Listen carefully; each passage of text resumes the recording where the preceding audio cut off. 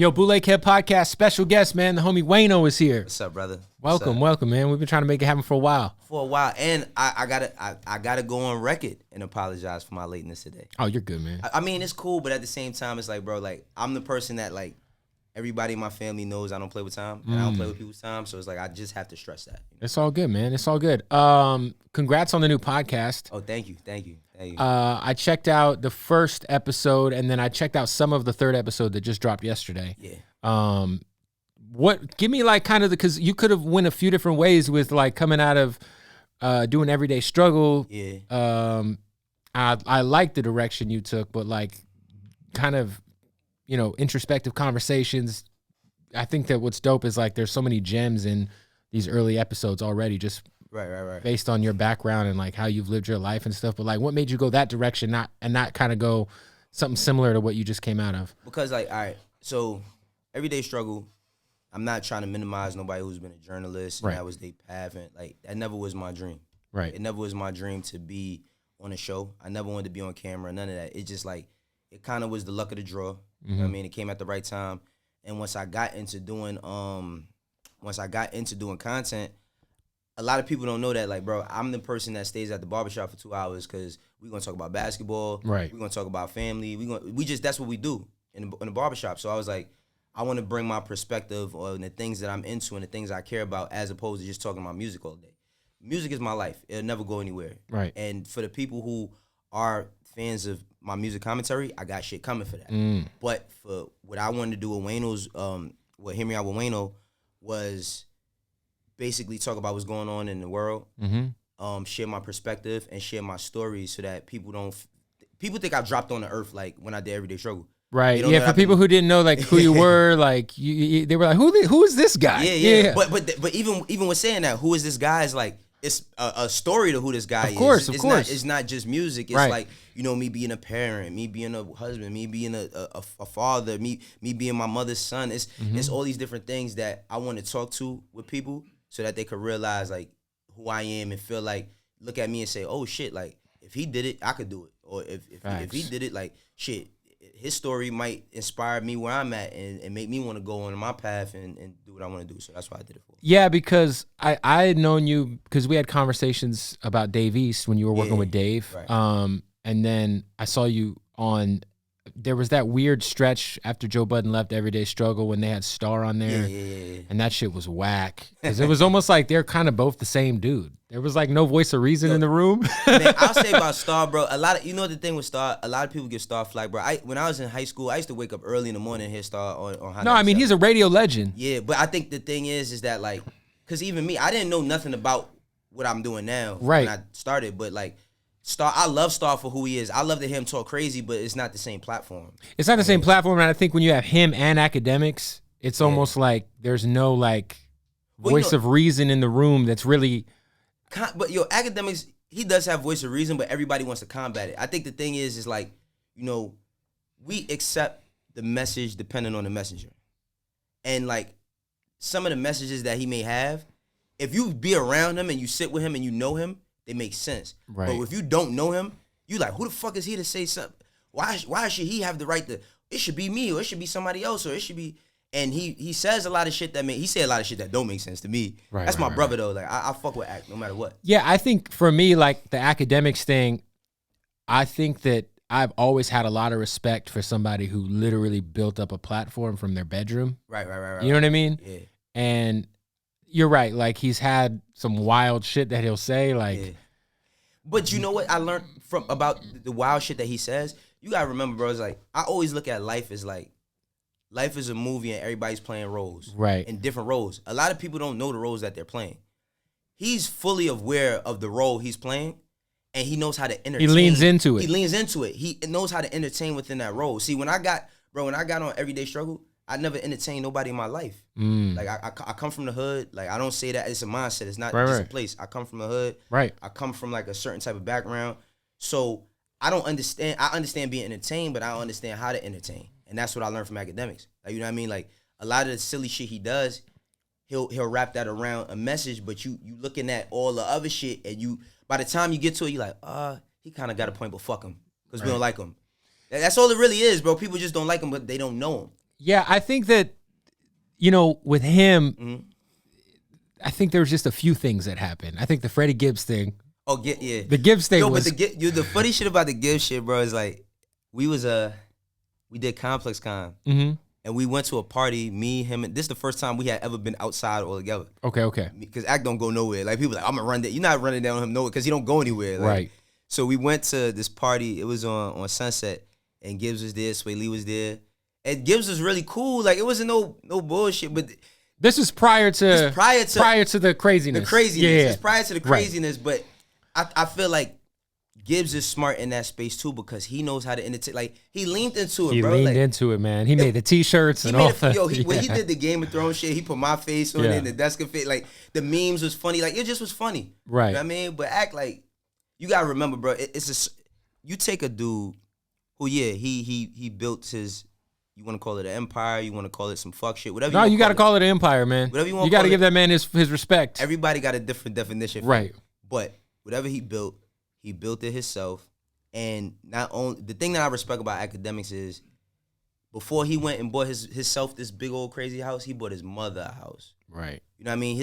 They came here from Jamaica. You know what I'm saying? Like, he got good family. Like, if you meet his I never met his mom, but his brother is my guy.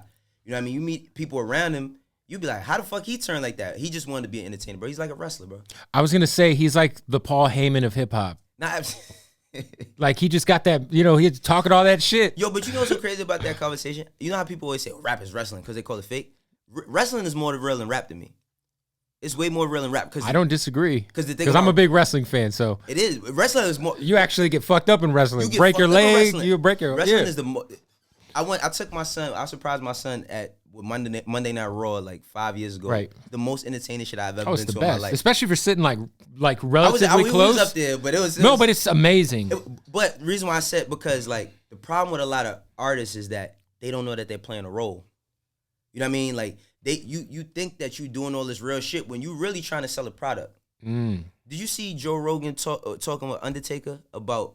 I watched that whole podcast. So. That shit was because you couldn't tell me when I was a kid that Undertaker wasn't a demon possessed and Paul Bearer was controlling him with the fucking urn. Of course, like I really believe that. Yeah. But think about like, well, he was talking about like when he purposely, when he would leave and like be in hotel rooms, he would purposely wear all black. Yeah. He leaned into the character. He leaned into it no matter what. So the thing I have, the reason why I'm saying that is because it's like if an altercation happens. And a rapper who raps a certain way doesn't react a certain way, everybody, oh, he fake, or he this, or he that. If we was across the street and shots started flying and I seen Arnold Schwarzenegger, I'm not looking for him to pull out the Desert Eagle and start clapping people. You know what I'm saying? Yeah. He played his role, and I feel like not enough artists they don't have the freedom to just play their role. Well, there's an interesting conversation about that, right? We just released an interview with 211, who used to be on... I remember 211 from CTE. Yeah. So he just actually put out a whole project with like Gibbs on like 9 records. It's like low key like a Freddie Gibbs collab album. Yeah. But we were talking about the Jeezy Gucci versus battle, and he's got his problems with Jeezy. Yeah. And he was saying essentially that Jeezy played himself. And I was like, well, look, on the other side of the coin, Jeezy kind of showed a whole generation that, it's not very touchy. It's very touchy because someone died. See, that's the thing, right? Like, everybody talks about what they would do in that situation until they're in that situation. My first friend that I ever had in life is tattooed on my arm. He got murdered. I don't know how I would feel if I saw his killer. Right? Like, I know that I know for a fact I'm not trying to go to jail. Just to think that I'm making people happy or to give myself some satisfaction by taking his life. You got kids to worry about. I got a lot of shit to worry about. You got your livelihood, your career, everything. So I'm not, like, I can't speak. That's one thing I can't do. I can't speak for why Jeezy felt like he should have did that, but I know why Gucci did it. You know what I'm saying? Like, I understand why he did it, because if I'm on the other side of the coin, I probably would have did the same shit he did. Yeah, I think that, like you said, like, there's like, especially with there's a lot of these kids in these younger generations. Like, you look like what's going on in Jacksonville with the hip hop shit right now. It's so wild, insane. Bro. It's wild. Kev, I just say it as a black man, this shit disheartens me to see like when I was growing up listening to music. We grew up on the same music. Yeah, I never heard nobody like Like when artists would diss each other, they might have had a problem backstage or something, but it was more centered around you can't. It was more centered around the hip hop. It's the like, bars. You can't fuck with me. It's just like, and sometimes there'd be some personal shit involved. It might be, but it was never like But the thing about it is what I be finding out with a lot of these stories is like, all right, these kids be getting into a lot of this shit when they're like, when I was 14, I got into a lot of stupid shit. But like these kids, it be like y'all played basketball together, or y'all used to sleep at each other's house, or his aunt is your mom's best friend, and then y'all just super murderers, like, you know what I mean? And the thing about it is like nobody don't talk about like the post trauma what these kids go through. No, everybody sit here act like they just this murderer and killer. They not talking about like the piece of they self they lose when they might have did some shit like that. You know what I mean? Man. The waking up the night. Well, I think about like the Young and Ace kid who put out the record. Yeah. The Who I didn't even listen to that shit, bro. Bro, yeah, it's so crazy. But I've met him and interviewed him, and he seems like a nice, genuinely like sweet kid. And then and then the other kid puts out a record on the graveyard of hit. Like it's crazy. Like where the hell? I don't know, bro. But you know what's crazy? Most of the artists that I meet, because this is the thing, I've been in this shit, bro. I was really brought up in this shit around state property. Right. You know what I'm saying? So it's like, which we'll get to. Yeah. But I'll just say this before we get to that. Beanie Sigel might be the toughest person I ever met in my life. You know what I mean? When he was at that time. But who he was to everybody when we came out the house, because I lived with Beanie Sigel when he was on house arrest. Who he was when we came out the house was a different person than what I knew him, how I knew him, how his mother knew him, how his kids knew him. So I understand that like a lot in hip hop, we got this wall built up that we don't want to like break down. That we ain't got no feelings, we ain't got no remorse, we ain't got none of that, and that shit ain't the case. And I feel like a lot of that shit, as me being a black man, is at the detriment of the black man. You know what I mean? Because it's like I would hate to see Young and Ace or whoever the other kid he's beefing with. Fujiano kid, yeah. Yeah, Fuliano, because Fujiano's locked up. Yeah, you're right. Yeah. So I would confusing hate, my young man. Listen, man. But I would hate to see one of them go down for some crazy shit. Because at the end is, bro, you hurting your moms. Like you got an opportunity where you can build some shit. Music has changed so many people on this planet's lives. Where it's like you got the opportunity to like really change your life for generations. I don't know if they care about that enough because it's hard to tell a young brother to see that far. I didn't see that far when I was that young. But I just be like, hey, let's move your mic in the middle of you. Oh, okay. Boom, there we go. All right, okay. Better. But like, I'm just like, yo, bro, y'all got to start noticing that y'all have value. When these record labels sign you and give you all that money, which ain't no money to them, all that's cute. Right. But you have value. That's the only reason why they fucking with you, because you have value. Now that value that they see in you, you need to take that and build on that and filter that into your family. Because bro, nothing's realer than putting your loved ones in a box. Right. Nothing's realer than that shit. And if you leaning towards that type of shit, you ain't for nothing but destruction. Yeah, I just saw a clip of Master P on The Breakfast Club that I thought was dope, and he was kind of talking about how there was a lot of people who were saying like, you know, Diddy had some responsibility for Black Rob, like, you know, shit like that. But then P kind of took that into the conversation of like, you know, the bigger labels, the Jimmy Iovine's or the machines that are behind a lot of these artists, like they're not stepping in and like, you know, think about someone like NBA Youngboy, who you know what I mean? Like, you know what? I used to give NBA Youngboy a lot of flack until I watched that interview he did with Angela Yee. And hearing about that kid's story, he don't know his father. Right. He don't got the best relationship with his mother. He's raised by his grandmother. The kid need help. And when I say help, he need a shoulder to lean on. He need and it ain't just about the big homies. Everybody, who's his big homie? Right. Who's his big it's homie? like some. Yeah, first of all, like everybody who's a big homie ain't a gangster, some shit like that. Like you just need a voice of reason around you. And you don't need it don't always need a person that need to have money. The problem with artists is a lot of them don't want to be helped. You know what I mean? A lot of them feel like they don't need the help, and I'm not speaking for NBA Youngboy because I don't know where he's ever embraced it, hasn't. But like the shit with Black Rob and all that, and everybody holding, how can you hold Diddy responsible for somebody he gave an opportunity to years ago? Yeah. Right? That's 21 years ago is when Life Story came out, right? Right, yeah. So I was a teenager at that time. I remember buying that album, yeah. So he gave this guy opportunity, and I can't speak for specifically with his, because I don't know Black Rob's story. Of course. All I'm saying is that you can't be held like just because you the guy with. That's the problem. Everybody look at his money and be like, counting his pockets. Well, you should have put him in rehab, or you should have put him in this, or you should put him in that, or you should have gave him this or gave him that. It's like, bro, how much do you want for yourself? Yeah. Also, like if like everybody who Diddy's ever worked with ends up having like some real issues in life, like you can't like that's so unreasonable. Charity can put you in poverty. Yeah, no, that's just a crazy thing to expect from anybody, let alone like Diddy or anybody. Like, yo, just be, like how many artists has Diddy ever worked with? You know what I'm saying? Like, I mean, it's been a lot, but like if he's responsible for, you can't be held to the standard of everything that did not work. 100%. You cannot, bro. It's no different than a basketball team, right? It's like, okay, like all right, who's the Delonte West? Mark Cuban, shout out to him. Shout out to Mark Cuban. Didn't need to do that. He didn't need to do that, but he did it. He did it. But everybody like, why don't LeBron go get him? Why don't this person go get him? Why don't that First of all, you don't know if he's tried to or not. Right. Secondly, it's not LeBron's responsibility. That's not his responsibility. But thirdly, if LeBron's mom slept with Delonte West, that's a whole nother that's story. off the table. I don't know. Hypothetically. But everybody that doesn't have it always talks about what they would do. They lie. But I ain't even go call you a liar. You don't know what you would do unless you had the money. You're not there. People be like, yo, if I had 10 million out, yeah, all right. If you got 10 million, you got 5 million in taxes. Yep, you got $5 million. You got 5 million. Then you got to so we think of these because we trained to believe that these numbers are so large and it's so much. But when you get to those levels, the level of responsibility heightens. So it's like, yeah, you want to live like this. You want to keep maintaining living like this. You can't be helping everybody because you're trying to maintain you and yours. I think that's the biggest downfall of most artists that we see is that you'll see them. I'll see them come up to the radio station and they'll have 20 motherfuckers with them, and they're from like down south. So, that's 20 plane tickets. That's Lord knows how many hotel rooms. How much is the Airbnb? How much is everyone's food? Yo, you know what? All that shit adds up. Only people I keep around me is people that I work with. And when I'm working. Right.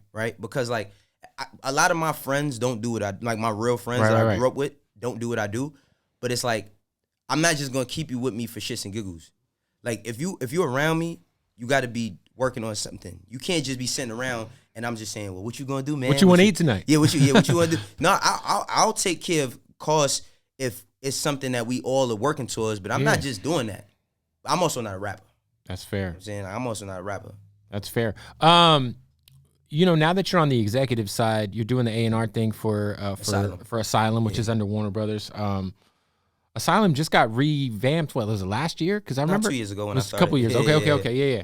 Because before it was like, I remember it was like Bun B and Mike Jones. Webby, Boosie was there. Yep. Diplomats at one point in time. Cam was That's over right, there. Cam was over there. Yeah, I think Cam I think it was Killer Season. Killer Season was on there. Killer Season was over there. I think the Diplomat Community 2 was on there.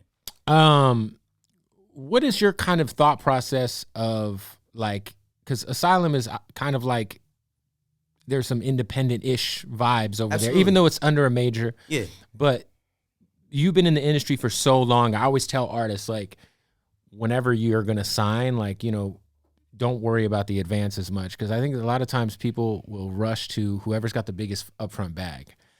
Yo. So the thing, what my fault. I was going to say, well, and like to me, like, that's most of the time it's a mistake. Because if you take that bag too early, the deal's probably really shitty. And you gotta pay. You gotta pay that money back. But you gotta pay all money back. Like it depends on where you at in life. It depends on where you at in life. Because I can't tell a young brother or sister that's from Harlem, where I'm from, or from Louisiana, or from Atlanta or Chicago, or any place where there's poverty at, don't take no money. Because I don't know what your circumstances is. Right. And when somebody waving that in front of you, it's like, shit, what am I to do? So I learned this from my good friend Steve-O. Yeah. Steve-O. When you do a deal, you got to do a deal. Like right now, I'm trying to buy a house. Yep. Right. So good luck. Oh, it's crazy.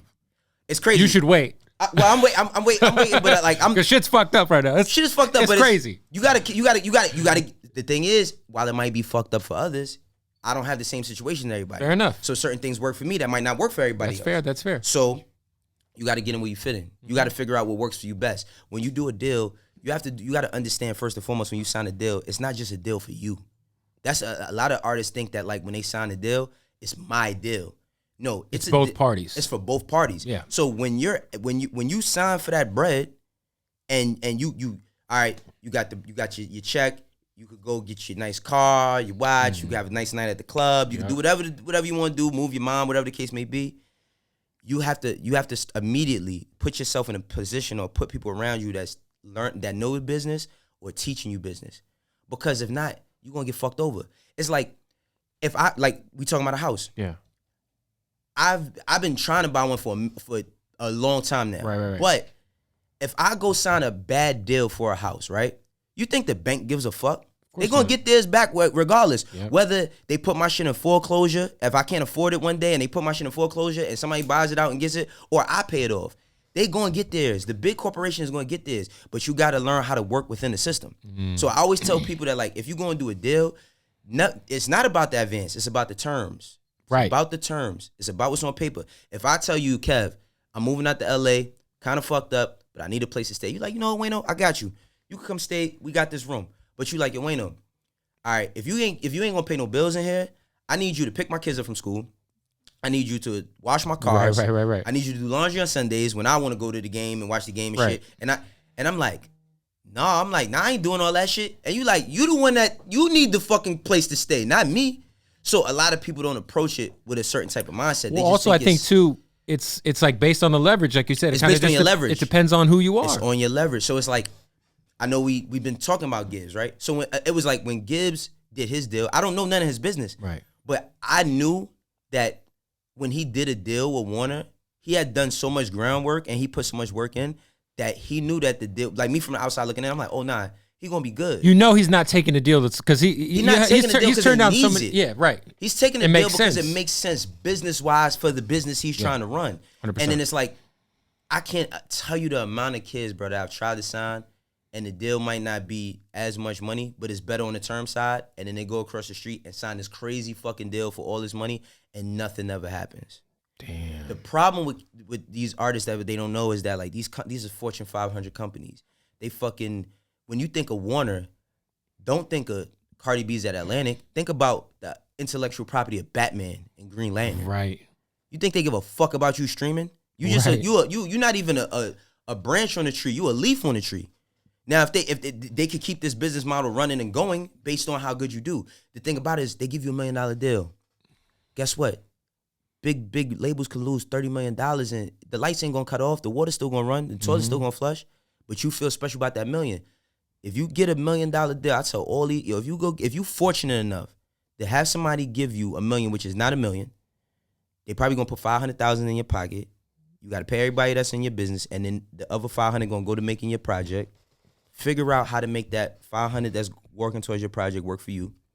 Get some producers, sign them, get a studio, build it. That's what I tell everybody. I'm like, yo, do not let like the biggest mistake I see artists doing is like getting into like one of the like Paramount. And then they're in there for 12 hours and, and half of that time is fucking off, eating food, smoking. And it's like, yo, like you could just build your own, you got that budget, take that money and make your own spot. But Kev, what they paying for? They paying for the brand. It's like I buy. I'm not a big fan of like designer shit. Right. But like every now and then, like I love Louis Vuitton trainers, right? Okay. The joints that Virgil just, I love them shit. It's like one of my favorite sneakers right now. But I would never buy a pair of Louis Vuitton socks. I would never buy the socks, right? Because I feel like, man, socks ain't that important for me to spend $800 on. Right. Now sneakers is all subjective. Right. I'm not a sneakerhead. I have a love for sneakers. Right. Two different things. I'm not spending that on, but it's people who will buy that just so that I can show them because they repping the brand. Mm-hmm. You care so much about the brand as opposed to getting the work done. And that's the difference in the studio shit. You can record in the same mics as a smaller studio as you can in a large studio. Now the personnel you can bring in, that's a whole different conversation. Right. And that's when you start working with a major label or not, or you know what I mean? Mm-hmm. A production company that comes in and grabs a guy or not. Like you gotta do what works best for you. Nobody deals is like social security numbers. Everybody got them, they all different. Yep, that's fair, man. That's fair. So let's talk about, for people who don't know, obviously you came into, well, you were working in the mailroom at the Def Jam building originally, right? Yeah. You got fired. Yeah.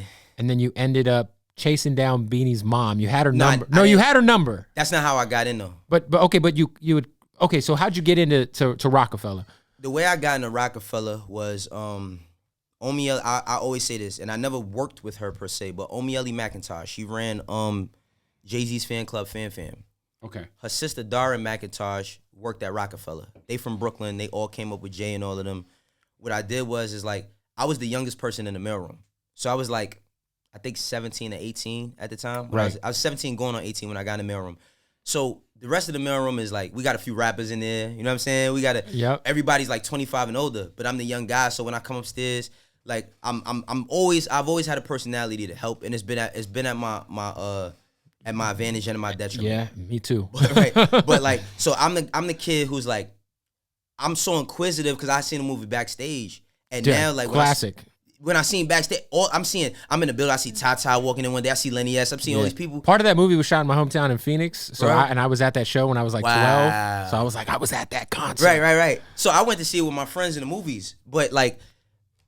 I'm asking everybody like how can I help, and Omi's like, yo, you know, it's a fan club, so they shipping out T-shirts, they shipping out CDs, whatever that people. Shout out to the days of fan clubs too. The fan clubs, the real fan clubs, right? You know what I mean? You really like subscribe and get real dope shit. You know what I'm saying? Absolutely, you got to write a letter to get in the fan club. So I would help with shipping.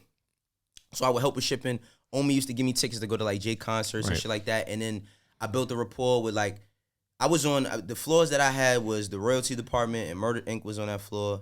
Because it was a Universal building. And then you had, what was the other floors? I had to bring a lot of inner office, because people wasn't using email like that. Right. So it was inner office mail. So it'd be like, Omi would be like, yo. Take this to the second floor. Yeah, take this to my sister at Roc-A-Fella right now. So I go up to Roc-A-Fella, go up there. And I had built a rapport with them to where after I got fired from the mailroom, and I was trying to figure out my next steps. I was working at a little sneaker store in my hood and all that shit. And I quit that. After I'm like, yo, I need to do this music shit. I just hit people up like, yo, can I didn't know what an internship was, bro. I dropped out of high school in the 9th grade, so I didn't know what career even meant. Right. So I was just like, yo, can I help? I just help. And I just sat around in the mailroom. So you was like the intern without even knowing you was the intern. I was just sitting in the office, and then I was sitting in the office just sitting there doing whatever, go get the food, go get the sneakers, go get whatever. And then I got an internship, and then the internship ran a little bit. The Beanie calling his mom shit, that happened within that. And then I ended up getting an assistant A&R position. I was working under my man Big Face Gary. Wow. I mean, who he just started a podcast, but he was one of Dame and Big's homies that he grew up with from downtown Manhattan and shit. The days of interning and really just like looking down and work, because that's how I got into it. I worked for free for 2 years at the radio station before I got like actually on the radio. Oh yeah, absolutely. You gotta put your work in. But that shit is gone, man. Oh yeah, no, these kids, because we're like an entitlement generation is in full effect right now. No, super entitlement. And I mean, everybody needs to get money or they got to see immediate payoff, or they're like, yo. Yeah, that shit is crazy. That's why I don't be like my kids, shit. They get shit, but then I be like, man, I ain't giving y'all, like, fuck that. Y'all gotta work for that. Like, this shit is an incentivized, your allowance is an incentivized business. Right. Allowance is a business for me. You know what I'm saying? Fair. Like, my business manager has to cut my kids' allowance. So it's like, oh, you're not cleaning up. You ain't cleaning your room, or you didn't take out the garbage, and now your allowance is not enough for you to get them pairs of sneakers. So now you want me to go buy you a pair of sneakers. Nah, I ain't doing that shit. Fuck that. Fuck that. Nah, you got to work for yours. All I had day. to work for mine. All day, man. Yeah. So once you got into the A&R position, I know you said I think state property. I got to interview Beanie a couple of years ago, and that was like a real highlight for me because he was kind of exactly who I thought he was going to be. Absolutely. Did not disappoint. Yeah. And then even like I just had young Chris on the show that's my dog, bro. Yeah, he came and freestyled, caught a body. He's one of the best that ever do that. Bro, shit. he came Wale never could turn it off. Wale came up to the station, he had young Chris with him, and I was like, Wale's my guy, but I was like, yo, fucking young Chris. Yeah. Low key, so influential. His mixtape run, so underrated. Like those mixtapes that he put out, like kind of post the Roc-A-Fella era, were so underrated. Bro. That was me and him. Man, because I was telling them about the mixtape shit. Nobody listened. 50 Cent came and did all the shit. Then I was telling them about the internet shit. I was on All Hip Hop. I was on SOHH. I was in the forums. You know what I mean? Man, those were the days. I learned forum shit by the forum days. Bro, I was on the first way I learned forums before I got into music was being on Nike Talk. Yeah, Nike Talk. I used to be in there talking about sneakers and shit. Do you remember the forum realistnwords.com? Yeah. Oh my God. I got all my mixtapes and albums off of there. When I started bootlegging mixtapes and CDs when I was like 16 at the swap meet, I got everything off of there. Yeah. Oh, bro. Listen. The admin's name was Porky.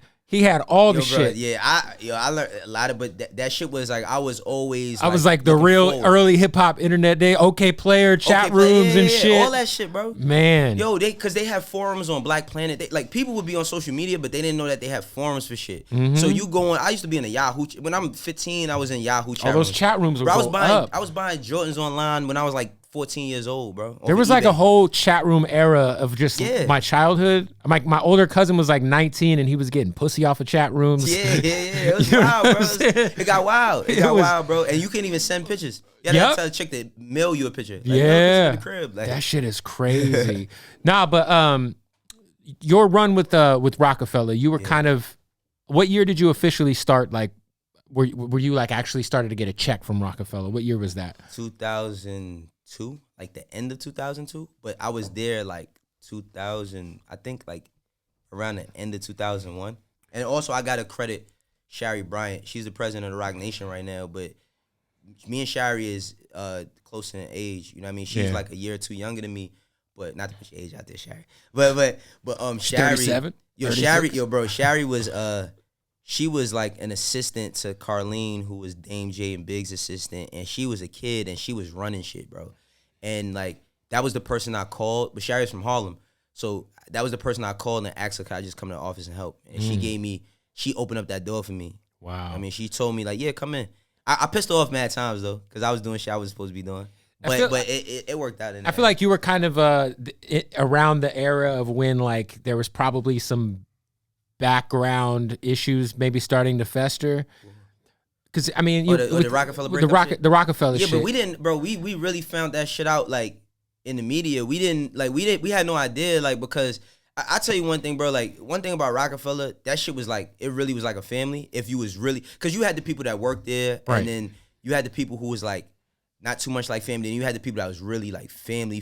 Like, we was really tight knit, and like I would be around Dame and Beans, because we had when we shooting state property too. I'm with Beans every single day. You know what I mean? Because I ended up becoming, from being an A&R, being like his personal assistant / A&R.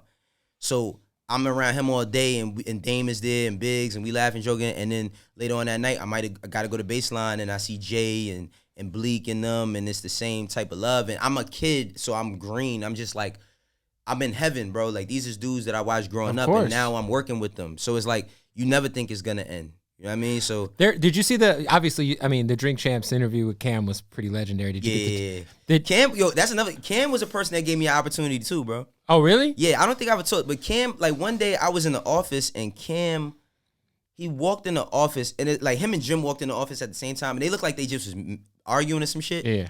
And then he was like, yo, shorty, Cam turned to me, he's like, yo, shorty, how much money you make at Roc-A-Fella a week? I said, $200. He's like, come to Diplomats, I give you $400.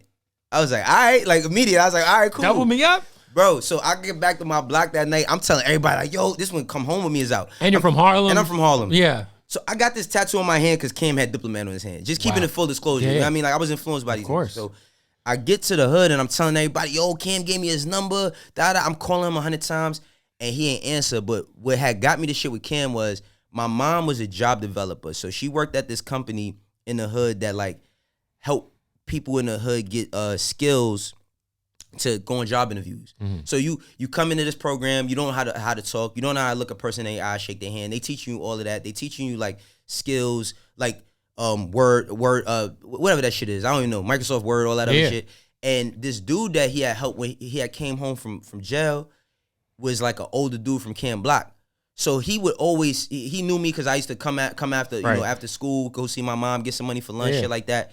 And one day he asked me like what I'm doing, and I told him, and he's like, Cam told you he would hire you? I'm like, yeah.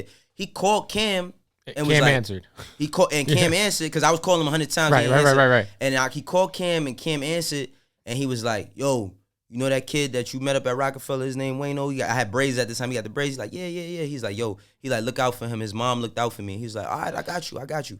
And that's how like Cam he had ended up calling me. I was working for Diplomats for like 2 months. Wow. And then went back to Roc-A-Fella. It was like I was doing. Well, he had told, like, Cam had told the story in the Drink Champs that there might have been some sort of animosity between him and Beanie.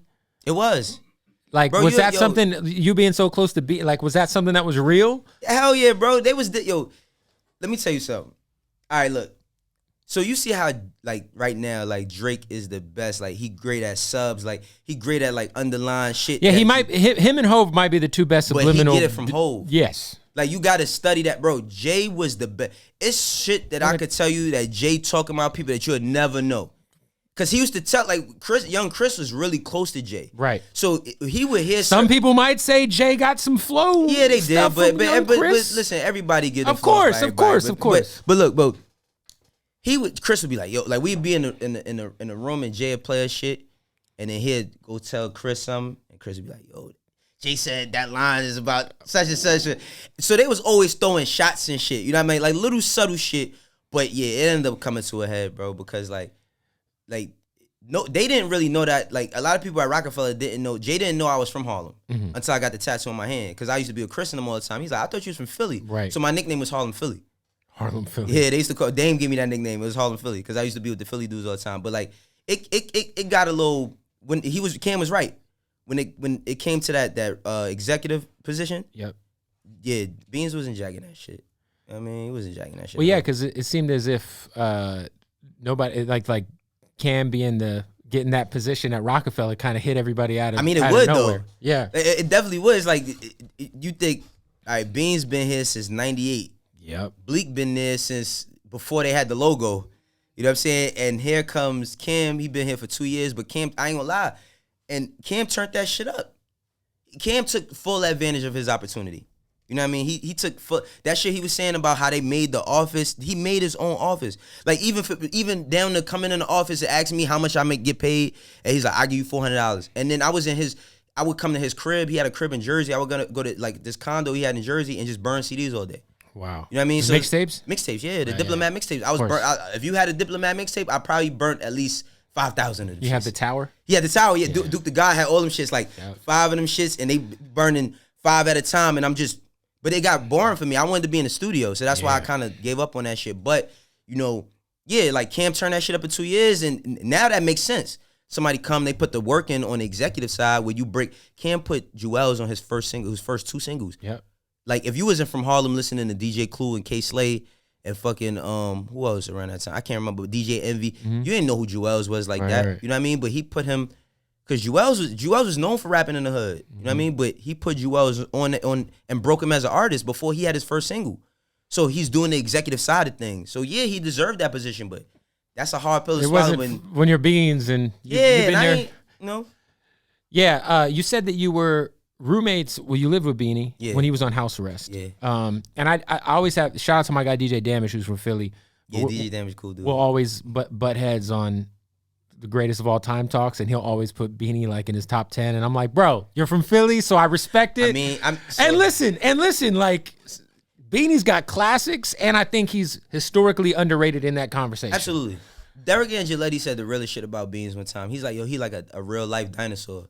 He like, you know how like you hear about it, like you hear the stories about a dinosaur, but if a raptor walked in this room right now, everybody be like, oh shit, that's it. Yeah. He's like, that's who he is. He a real, like, not dinosaur. You know how the bad certain people like he old and nothing like that. He just was like, it's like a myth until you meet him. And bro, what's that? The Public Enemy mixtape. That was my remember idea. that one. Green Lantern was the DJ, right? Yeah, I got it. Yeah, I did that mixtape. Yeah. I learned how to record. I sold that mixtape at the swap meet. Bro, I learned how to record. That's how I got my name, Bootleg Kev. Just bootlegging everybody's shit. We was in a crib. That's crazy. We was in a crib, and we was like, I had learned how to record, right? Like I learned Pro Tools, just the basics of it.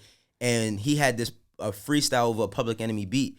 And then I was just sitting in the crib one day, and I was like, yo, you should call your shit like Public Enemy. I said we should make like the it was a picture that we did for like a state property photo shoot, and it was like it almost mimicked like the what was that, the Public Enemy logo. Yeah. I was like, we should make it like the logo, but just have you in the joint. And he was like, all right, we're gonna do it. And then the reason why we did the shit with Green Lantern is because we was listening to Champions here every day. Yo, Green Lantern's mixtape run. But him and Kiss hadn't reconciled. But bro, we was listening. We was listening to that shit every day. Beans like, yo, I gotta outdo Kiss, bro. Like he's like, yo, this Kiss shit is crazy. We gotta. So we did that, and I A&R'd it. You know what I mean? A great just mixtape. Me and him crib. Me, him in the crib, bro. What? Because that was I don't know what it was about Beans. I know he had some issues with his voice later on, but like he had his legal problems. Yeah. But it seems like shit just kind of hit a wall for Beanie. Yeah. What do you think happened to like his career? I think that the Roc-A-Fella split up. Mm-hmm. I think, well, I'll say, honestly, bro, and Beans, like, he'll respect this because, like, I love him, bro. Like, I'm Muslim. I took my shahada in his living room. Like, that's how close we are. We might not see each other all the time, but that's my brother for life. I say, from my perspective, is that he never really took the time to learn the business. Now, he was a great asset to the business.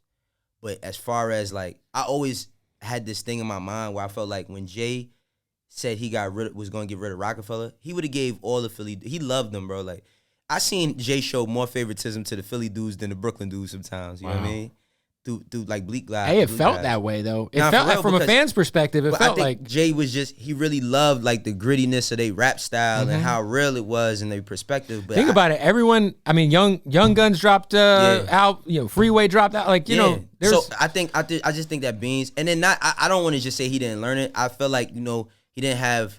I can't say he didn't have the right personnel because it's people that I know that was around him. But I was a kid at that time. I can't speak for how they was handling business because when I wasn't supposed to be in the room, I walk out. Right. Still to this day, bro. If I came into your studio and you was having a conversation, I won't even walk in the room. Right. I know, like if you give me if it's permissible for me to be there, I'll be there. But I stay in my place. So a lot of shit that was going on when certain conversations is being had, I walk out because it ain't my place to be in there. So I you know what I mean? Yeah, I think with Beans, at least from a fan's perspective, it just kind of felt like he didn't leave the streets all the way alone. He didn't, and that's another to his detriment, possibly. But this is why I be saying about the streets, man. It's like you love the streets when you growing up. Well, when you young and like if you live in that life, but once you get older, but I guarantee everybody, and I got homies that like did 15 years in prison, biggest gangster in the jail, biggest gangster in the street, and they like, man, I'm not doing I made a mistake. You know what I mean? I can't change it, but that shit is a mistake, bro. And the marketing aspect of music that involves the streets is it looks cool. It looks cool till you facing an indictment. And also it helps sell records. It does, but I don't know, man. That shit is music is a hard thing for me to deal with sometimes because I be feeling like sometimes that I'm a part of the shit that I don't agree with a lot. Because as much as I'm saying all of this like righteous sound and shit, I still love songs about people killing people. Of course. You know what I mean? Yeah. Like, I don't know. It's like you know when people say, "Oh, you what's the word? Contradicting." Being contradicting or being a hypocrite, right? Hypocrite, yeah. Hypocritical shit. Yeah. Being a hypocrite, I feel like that's almost a part of being human because like you feel different times, you feel different ways at different times. You don't always. Sometimes, bro, I wake up and I want the world to end, and sometimes I want to save the world. Mm-hmm. You know what I mean? But it's just how I deal with it. Especially being in the music industry, like you said, you could totally feel that, like, man, like I don't like the way this shit is going, but still enjoy a record that like the Pop Smoke shit, bro. That shit made me not want to sign no gangbanger ever again. I didn't sign Pop Smoke, but the guys that he was signed to, like Rico Beats, that's one of my closest in music, like and beyond music. Like, that's my man. Like he a producer, but me and Rico, we met at a time before I even met East, and we was trying to like we just befriended each other, and we was trying to figure out what our thing was gonna be. Mm-hmm. And then I had got East. He still was producing. He had got his job at Def Jam. We signed a few acts. They didn't work. And then when he found Pop, it felt like a win for me because seeing him so happy and seeing him now he buying jewelry every week. Right. It was such a celebration. And then like I only met Pop one time, but like I had a conversation with him in a DM one time, and like just seeing the trajectory he was on, and he saluted me for getting the job at Asylum. He like, yo, big bro, like that's amazing, because he told me he used to watch Everyday Struggle. Yeah. He's like, yo, that's dope, and it's that third. When that shit happened with him, I didn't even know the kid personally, but that shit happened, I was like, all right, what are we doing with signing and to be kids, fair, bro? he didn't even get killed over no gang shit. No, but he got killed from that lifestyle. So it's just like, oh, what the fuck are we doing? What are your what are your thoughts about because right now I just spent the whole week out in New York, and I was shooting with Dusty Locane, Ross Swish, and Ron Suno. But the whole Brooklyn gang shit is crazy, bro. I mean, I'll tell you this: when it comes to gangs, Brooklyn always been crazy. Cause like when Blood popped off in New York and Cribbin popped off in New York, like first of all in New York, but these guys are getting like Like if you listen to these records, like between the woos and the chews and all that See, shit. I don't know. So look, I'm just speaking like from when I was a teenager, bro. Like if you was a Crip in New York, you was tough because New York is a blood. Like you know, Blood LA, City. Yeah. LA I always think of New York as like I just think of Jim Jones. Oh, yeah. No, but like LA is a Crip for sure. city. New York 100%. Is a blood. But the thing about the shit in New York is in prison, Bloods run everything. Crips ain't the same with the Crips. So the thing is like for me on the outside looking in, I see what I seen in the 90s now. Like in the 90s when gang shit popped off in New York, because it was coming from out of jail. Blood shit came from out of jail. When it came to the streets, it was bad because people was adapting a jail mentality before going to jail. So, and how they acted, militant, all that shit.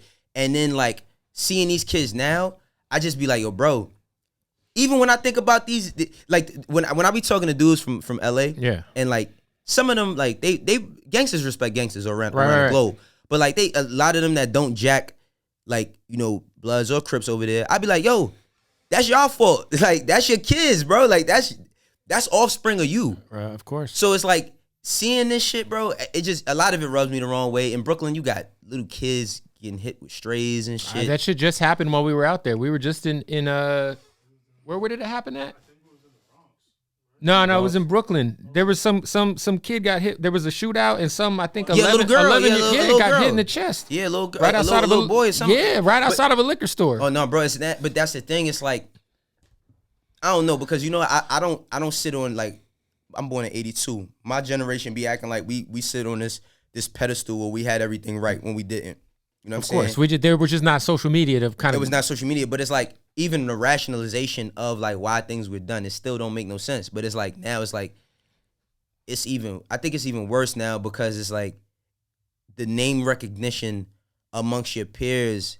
I got a 19-year-old daughter and I got a 14-year-old son. Mm-hmm. So it's like I be telling my son all the time, bro, like I got a friend that went to jail for attempted murder, and he just was telling me, he like, yo, Wayne, I belong to myself for the first time. He just got off of papers, and he like, I belong to myself for the first time in 20 years. How crazy is that? And I'm telling my son, I'm like, yo, do you hear this? I say, bro, I tell my son, like, yo, he shot somebody when we was 18. And he's just 40. And he's now finally free of the system. He's 40, right. Bro. I'm like, that's not when you see it, because his friends, yo, bro, my son, certain kids that was on his basketball AAU team, I done seen their Instagrams. They be carrying hammers and shit. I'm like, yo, this is crazy. Fuck. And I don't even know why, but I know that a lot. It plays into the music and the lifestyle, and it's a lot of misinformation that spread. You know what I mean, it's a lot of misinformation. I just be trying to do my part because I feel like you change the world by changing one person's perspective. Hey, what up, man? Had to interrupt the Bootleg Kev Podcast to tell you about our good friends at Odd Socks. All right, yo, shout out to them for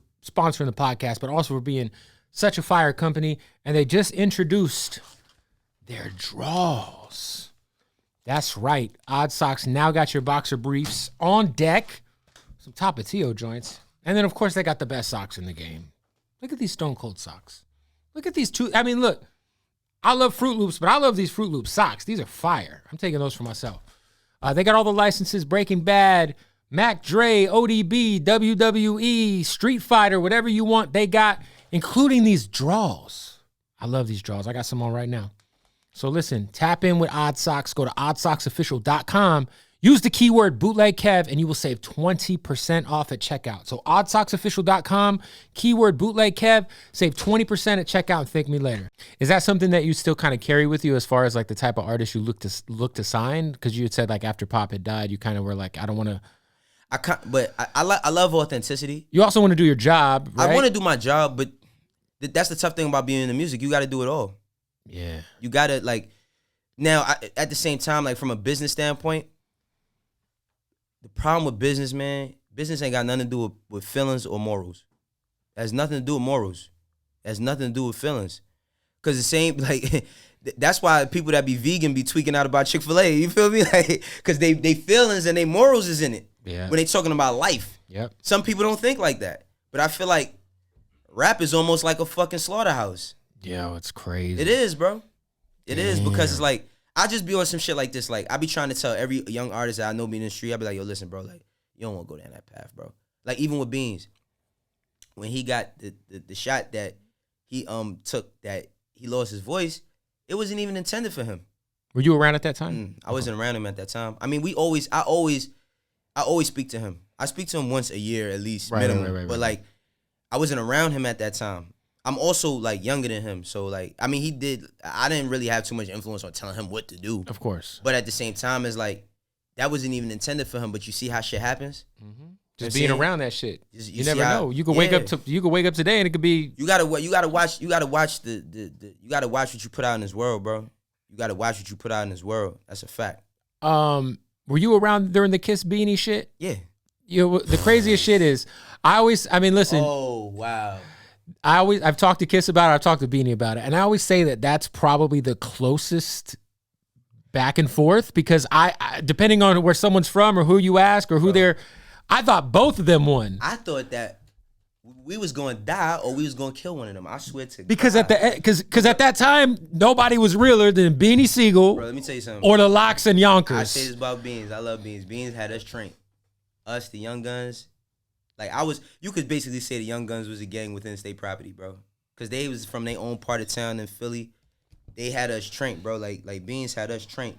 And I used to really sit here like, dog, Jadakiss is one of my favorite rappers. Like, the Locks, bro. I don't know the man I would be without the Locks. Right. Real shit. I'm talking about, We Are the Streets is like, the words is in my DNA of who I am as a person. Course. So, like, I used to be sitting here, like, we had a situation one time with them, though. What happened? We was in, you remember Sunny? She used to be on Hot 97. Sunny was on like HGTV. She had her own show doing food and all that. But Sunny had a birthday party in Brooklyn.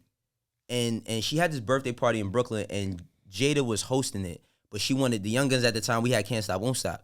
So they was hot. Everybody was booking them. Mm-hmm. So she wanted us to do Can't Stop, Won't Stop. So we had a show in VA, and they was like, by the time we get there, maybe Kissing them would be out of there. So we get up to we get to Brooklyn from VA, and some Philly dudes came and all that shit or whatever, and pause and I had to pause myself with that. That was crazy.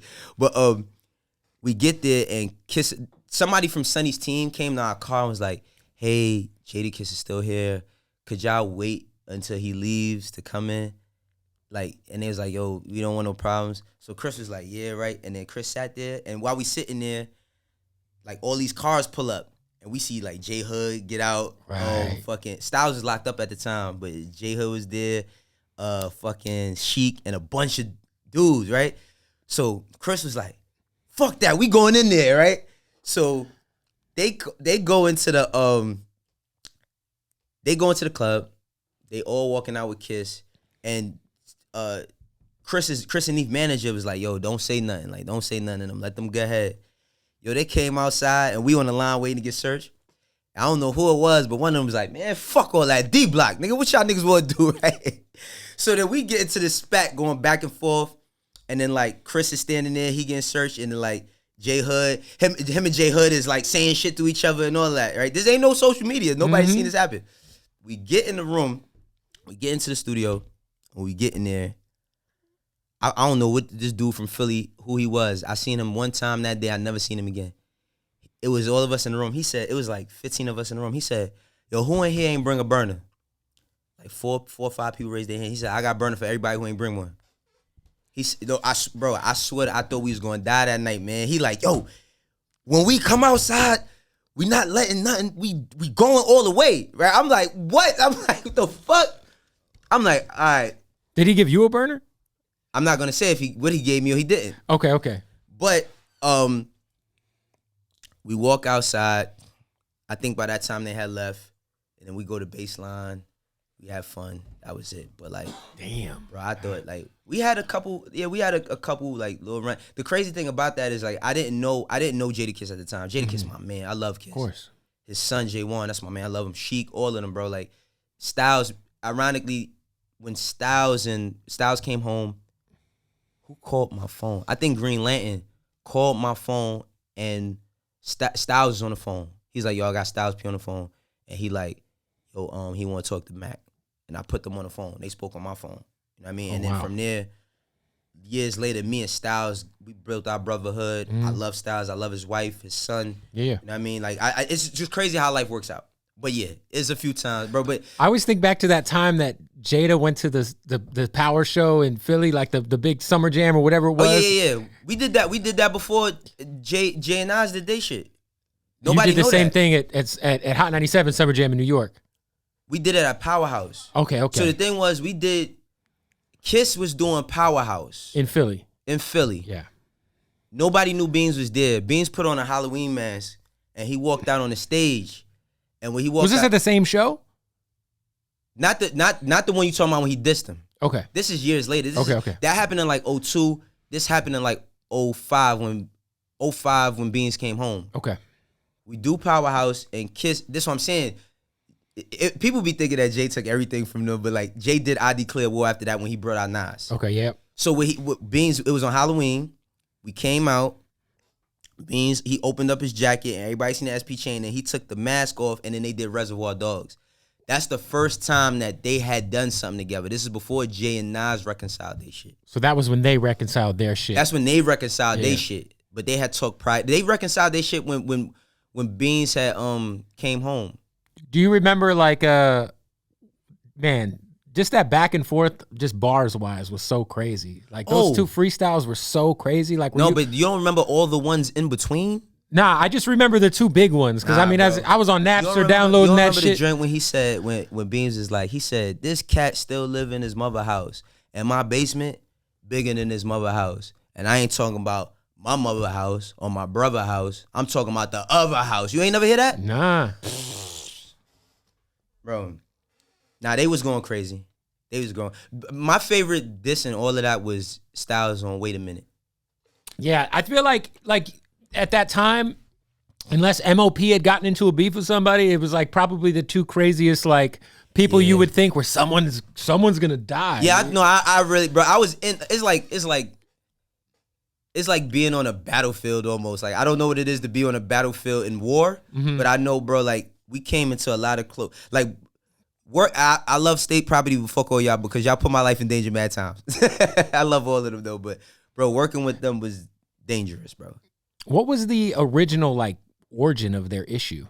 Who? State Property? Of Kiss and Beanie. I don't know. I don't fucking know. I have no idea, bro.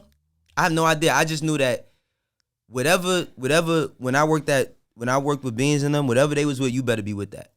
Whatever he on, you better be on that too. You can't be around us if you ain't. So crazy too because talking to Damage, he was always like, "Dude, everyone's favorite rapper that's not Beanie Sigel from Philly in that era was Kiss." Absolutely. He was like the biggest dude in Philly. Like absolutely, no people love Kiss. So everyone's all fucked up over this beef because they're torn. Yo, Kiss is like fucking. I would not call him a guy. I don't use that term with people with men, but like he was like, yeah, bro. He was.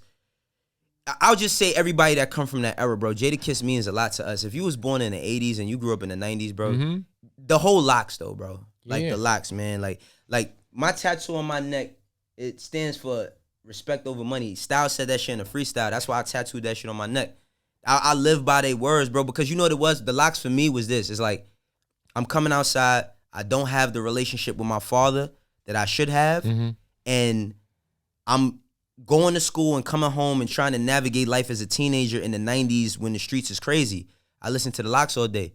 They teaching me about honor and code and all that shit, aside from what I'm learning with my homies. You know what I'm saying? Like they taught me honor and code, like their music, so they mean everything to us. Like however Houston people feel for fucking Bun B and Pimp C for UGK, yeah, that's how New York, if you was born at that time, that's how we feel about the locks.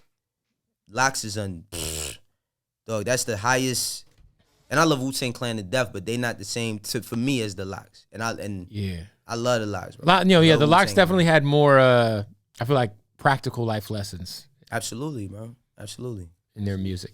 Yeah. We were talking earlier. We were talking about our love for Lupe. Yeah. I was talking about like my favorite rappers, which is different than the greatest rappers list. Yeah. And my favorite rapper list always pisses people off. But you were like, yo, I had Lupe in my top 5. Lupe was in my top 5 for a minute. At some point in time, like, who else is in your top 5? It always changes. Like right now, who's your top 5 favorite rappers? Right, favorite just right of now. all time or favorite right now? This is it right now. The best right now. Just right now. Like that you actually fuck with. Not like. That I actually fuck with? Like, all right, so look, I be taking like, I ain't gonna front, bro. I never met Drake, and we ain't the best of friends. Drake might not like me too much, but whatever. Drake the best. He the best right now, rapper. That's fair. After that, rapper. I gotta put Lil Baby in there. Gotta give Lil Baby his flowers. I put Lil Baby in there. And this is the first time I've ever done like a current drink, because my top 5 is always my top 5 all the time. But I put like, rapper. See, I don't know where to put him at, but I gotta put Conway in there. Conway's my favorite guy in Griselda, and I love all three. Yeah, but not Conway's. My there's something too. about Conway's ability to convey pain on songs that like is special. Conway, you know what I love about Conway? Conway, he knows how to flow. He knows how to like. He got punchlines. He got it all, man. He got it all. But Benny, but I feel like Benny's right there. It's certain verses that Benny got that's just like no. Benny's guys don't bleed. That's that verse on that shit. Listen, Benny is like God level MC as well. They're both Jedis. No, they both Jedis. Yes. See, I don't have like what I'm saying. Like I don't have a ranking of like rappers right now because it's like. All right, what about the all time list? Do you say that that's pretty consistent? Yeah. This is your favorite. Yeah. Not like Jay. All time, Biggie, Jay, Biggie, Nas, Wayne, and Kendrick. Thank you for the Kendrick love. Yeah, but I ain't gonna lie, I'm boycotting Kendrick because he hasn't put out music. Yeah, since let me tell you something. You can't imagine the amount of fuck what I do with Akademiks, bro. The amount of arguments I have with people about Kendrick. I have screaming matches about Kendrick Lamar and LeBron James all the fucking time. But Kendrick, bro, like I love Kendrick. Especially you being in New York. I bet you butt heads with hella people about Kendrick. I feel like not really. Nah, because the thing about New York is, see, you got Wayne over Kendrick. Hell yeah, really? Yeah, really? Bro, Wayne, yo, this is the thing, man. It's like, and my thing is Kendrick's never missed. Wayne's missed a lot. Missing is all subjective, right? Not really, but Wayne's got some black eyes on his. He's got black. Catalog, he does, but he's got classics. But so do Tupac. Tupac got a lot of misses. Yeah. It's a lot. Which is why Tupac's not in my top. He's in my top 10-ish. But like I got I kind of put Wayne and Tupac in the same tier. Nah. You put Wayne over Pac? Wayne is way better rapper than Tupac. He's a way better rapper. It is people that's probably send me death threats for that. I don't give a fuck. Yo, listen, I said Tupac was overrated as an MC. I didn't say his music was overrated. Yeah. I'm a huge Pac fan. Yeah. Huge. I had posters of him on my walls. All of us did. But I said that shit. I forget what interview it was. And motherfuckers was DMing my wife threatening to kill her. Bro? Dog, she had to make her page private. Yo, so look. People don't play about Tupac. No, people don't play about Tupac, but I love Tupac too. But at the same time, it's like, people get in their feelings about Pac, right? It's two people, Pac and Kobe. You can't say nothing about because people. I love Kobe is one of my favorite. I love Kobe too, but I'm just saying, like, Kobe fans are crazy people. Nah, no, they not, because I'm one of them people. You're one of them people. Okay. Nah, I'm one of them. I'm definitely not, bro. I'm definitely one of them people that was buying Kobe's when they was on sale when nobody was wearing them. Before nobody was wearing them. Yeah, I was one. I actually got a pair of elite Kobe's like that because the dude at House of Hoops was like, yo, you the only person I ever seen body shits and wear them. Here, you could get them. And it was only like 10 pairs. But yeah, the Tupac fans are very emotional. They are, but like, I feel like, but Pac is a great artist. But see, all time, it's hard to do all time because I got to put Kanye. I don't give a fuck if he ain't read a lot of that shit, bro. Kanye, to me, has got the best. But Kanye's in a class of Michael Jackson. Yes. I don't think that Tupac's in the class of Michael Jackson. I think Kanye's in the class of Michael Jackson. Let me ask you if you agree with this. I think Kanye has the best discography in hip-hop history. Fuck. Who's got a better discography? In hip-hop history. Yes. Who's got a better discography?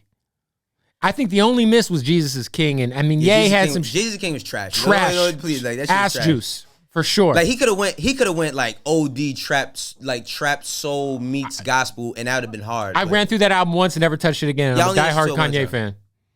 Like, how you mess up a clip song? We ain't gonna go there. Yeah. All right, so look.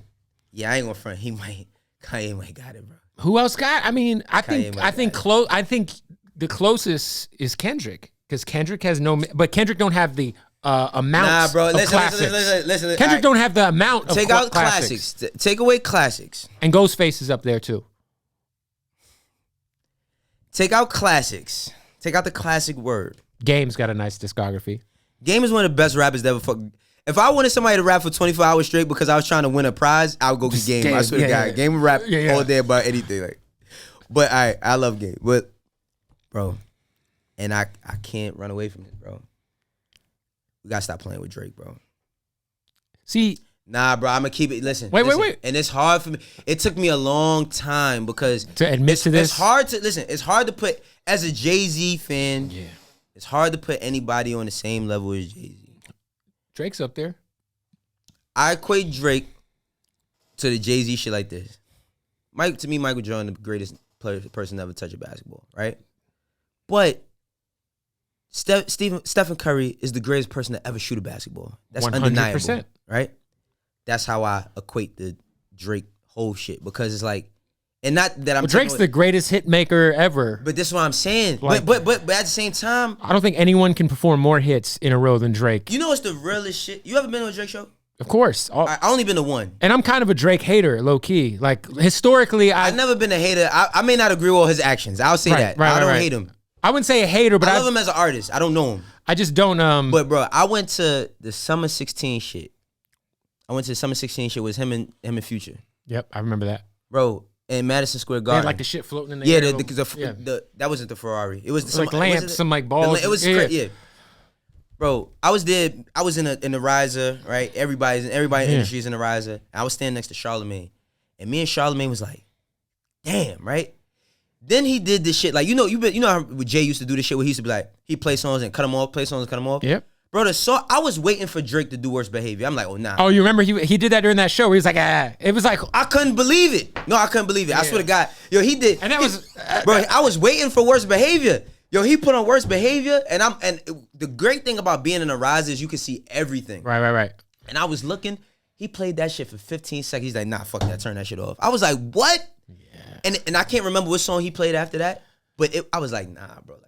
Well, that's like on the tour he did with Migos where he was running across the fucking basketball court. Oh, yeah, the basketball court shit? He just ran through quick. He just did quick features, like 10 in a row, and like was like, I just want to remind y'all, like, oh yeah. It was but this is what I'm saying. I think like the thing is like, all right, look, yeah, if you a Jay fan and I'm a Biggie fan, Jay fan. We also didn't mention Jay as best discography in hip hop history, which is crazy. It's probably him and Kanye. If we're being fair, or Drake. But I put Kanye gets a slight edge just because of producing. He gets a slight edge, right? I agree. But yeah, Jay, right? Like, because I was having this debate with Akademiks and he was talking about hits and he was like, "Where I'm from is not a hit." I'm like, "How is it not a hit?" Right. I'm like, because bro, see you. And I understand how he could say that, but the reason why he says that is because you in the era where 50 Cent have fucked up everything with the sales shit. Right. Where y'all equate how you interpret music based on what it sells. So I didn't know what gold or platinum even meant. At all. Like, I didn't know that it meant selling 1 million when I was a kid.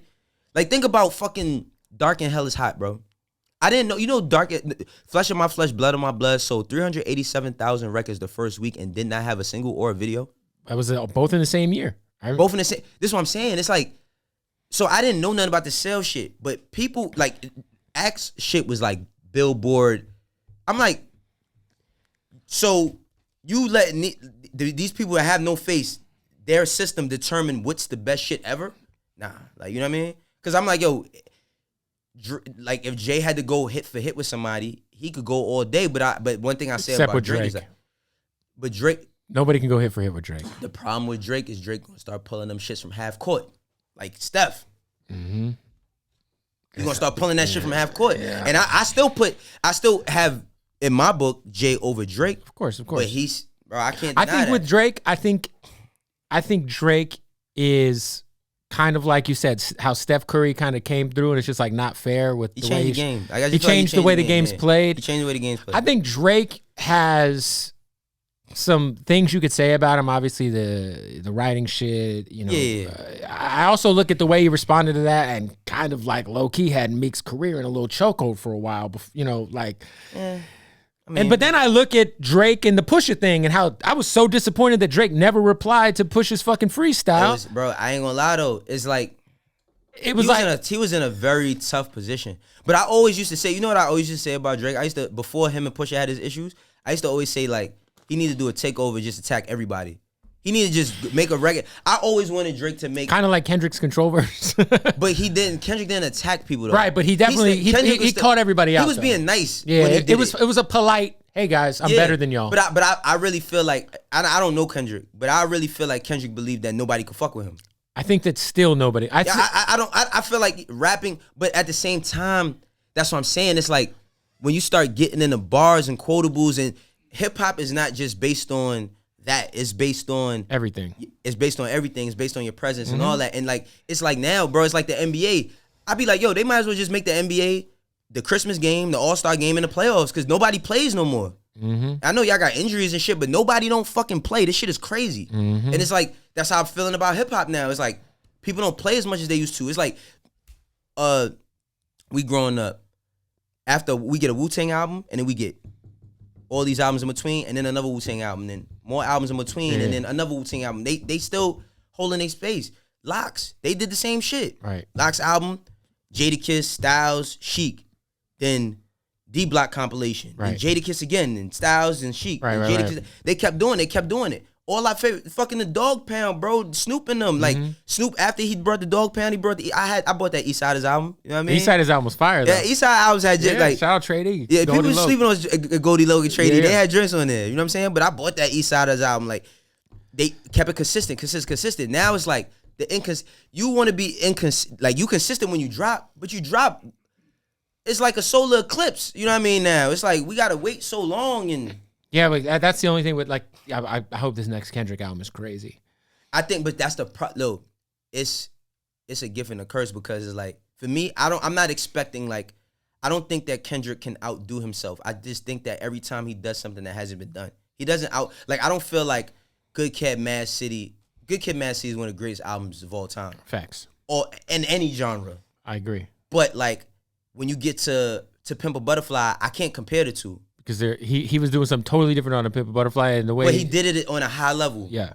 Then Damn a classic album. I don't give a fuck what nobody say. I think all three Kendrick albums are classics. And let's not, Section 80, let's not act like that was sweet. Section 80 was officially an album as well. Yeah, so you couldn't get that. You had to buy that on iTunes. I think like I said, like, I don't, with these artists, it's like, we want to be entertained. So we don't know, like, them sitting in the stool for 100 hours, like, oh, fuck. Like, trying a bunch of shit and saying, I don't know if I'm like Lauryn Hill, bro. It was a reason why she only made one album. She can never do that shit again. She can never do it again. Crazy. And that piece of art, though, is one of the greatest of all time. But if that's the art that we have to accept for her, and that's what we have, I'm cool with that. Do you think Drake, I think everyone would say that Take Care is a classic. Not everyone, because I personally don't think he's got an undeniable classic. Yeah, Take Care is an undeniable classic, bro. Yeah, I'm saying just, I feel like. think it's an undeniable classic? No. I think that, I'm how about this? I'm going to tell you something about yourself, No, but listen, like, I think that there's not a consensus amongst everyone that that's a classic. I think that I would say it's a classic personally, but I don't think it's a consensus. It's a critically acclaimed classic. Right. Like, I feel like there's albums like nobody's ever going to tell you Get Rich or Die Trying isn't a classic. Like, anybody who you respect in hip hop would never ever say, but I'm going to tell you why, though. It's our standard. We from the same, I'm only a couple years older than you, but we're from the same era of when we learned this idea of what a classic was. And then when we think about our classics, I used to think, like, if you can't make something the same as The Infamous, it's not a classic. If you can't make the same as Reasonable Doubt, it's not a classic. And that's content, it's the subject matter, it's the singles and all of that, only built for Cuban links.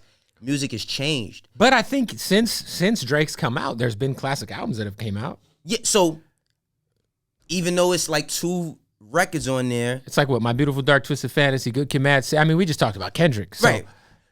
So it's other people records on there like freestyles, but So Far Gone, bro.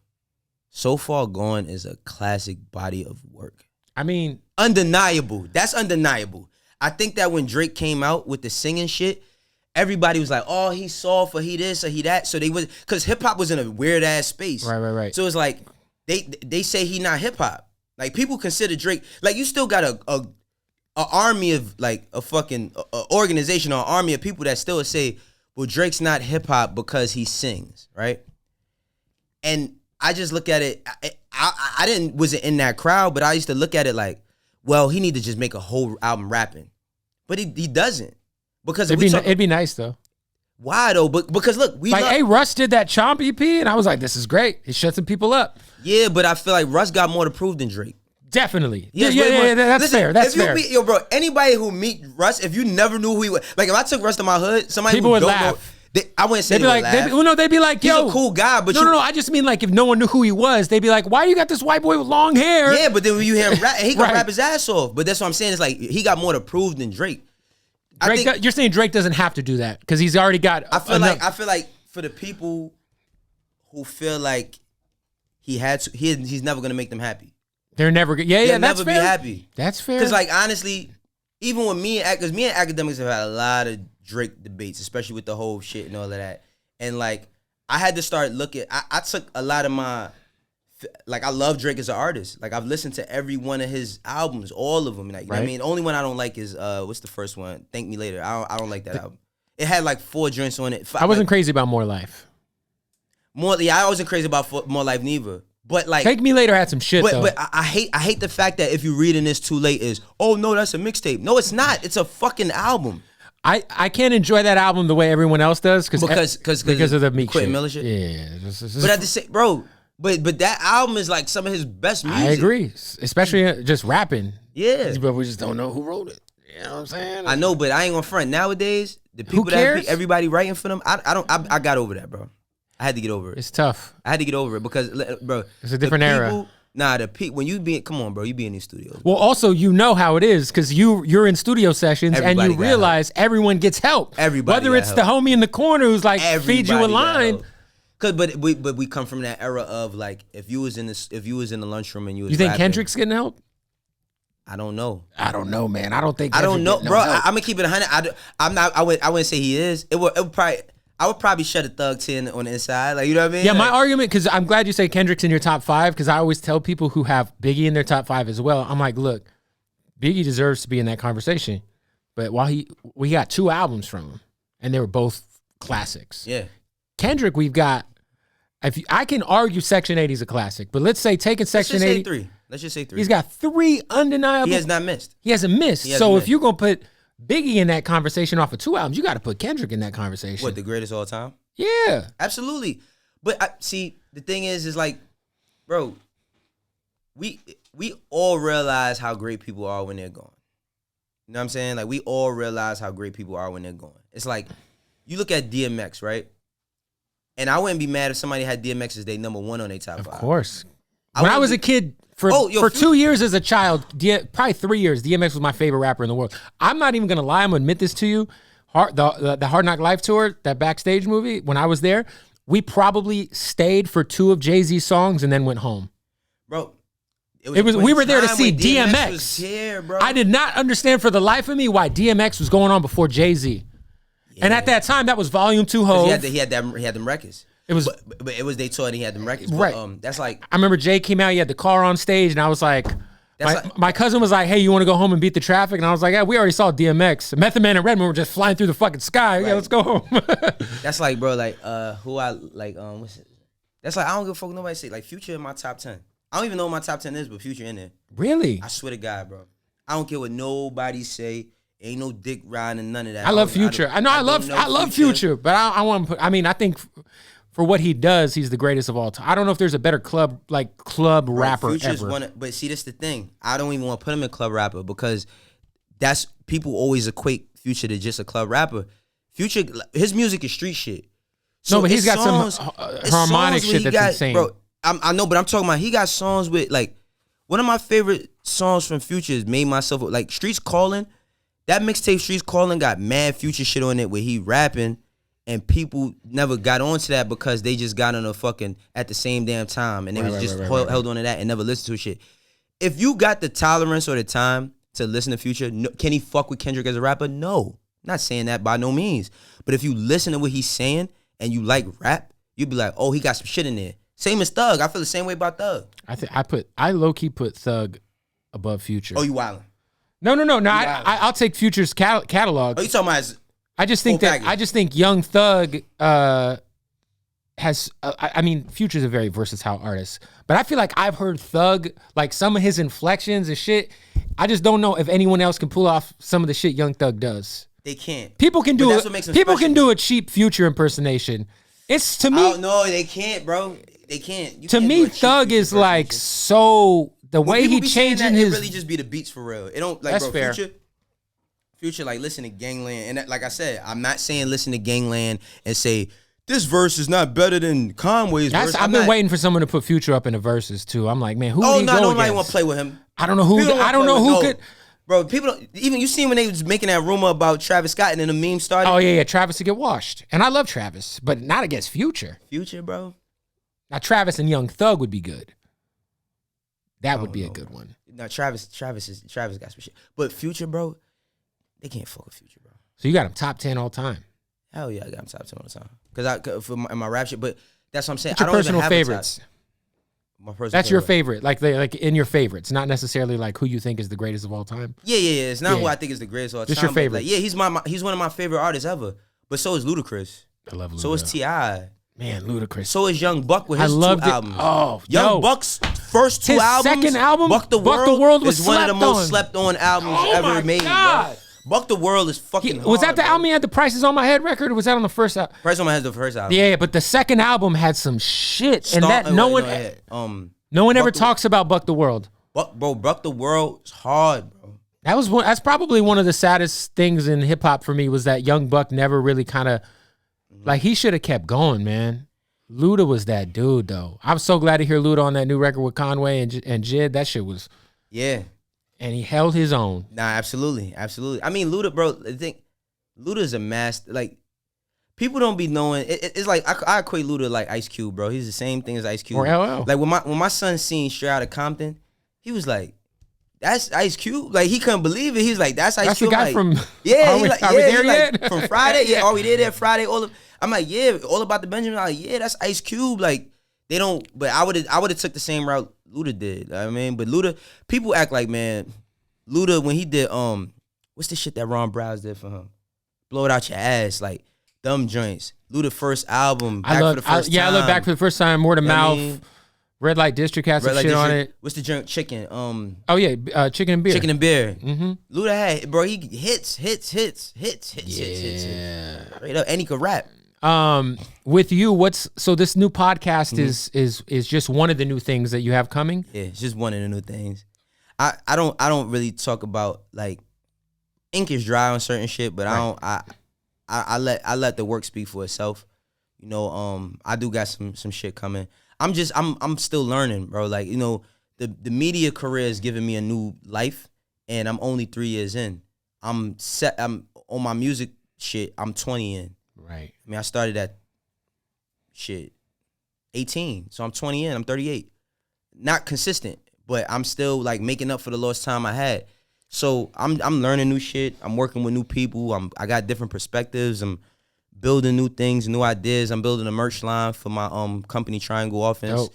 which was, you know, my label. That's what Dave was signed to as on the management client, but I changed it to not just management and production company to an aspirational, inspirational lifestyle brand because like I want to inspire. You know what I mean? I want to aspire to inspire.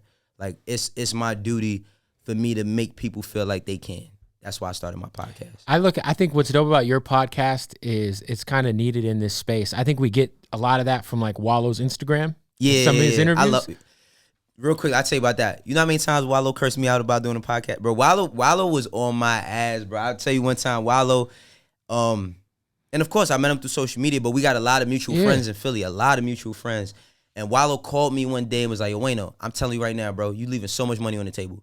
And he like, not just the money, but bro, he like, it's all these different things that you could do once you start. And he was telling me, but Wallow talk fast, and he give me one call like every couple months, and he left me with that, and I was like, how do I do it? And I was scared to do it. I'm not gonna lie, bro. I'm not gonna act like I'm just this invincible person that has no flaws and has no insecurities about shit. Like, are they gonna like it? Do they like me? Right. Does everybody just like Akademiks on the show and don't fuck with me at all? Right. I know he has his fan base, but I never built mine. And then I was like, you know what, fuck it. I'm gonna just jump off this diving board and see what happens. And we've been doing, you know, Hear Me Out with Wayno is every Thursday. You know what I'm saying? Instagram is Hear Me Out with Wayno. It's the Twitter is Hear Me Wayno. And we just gonna go.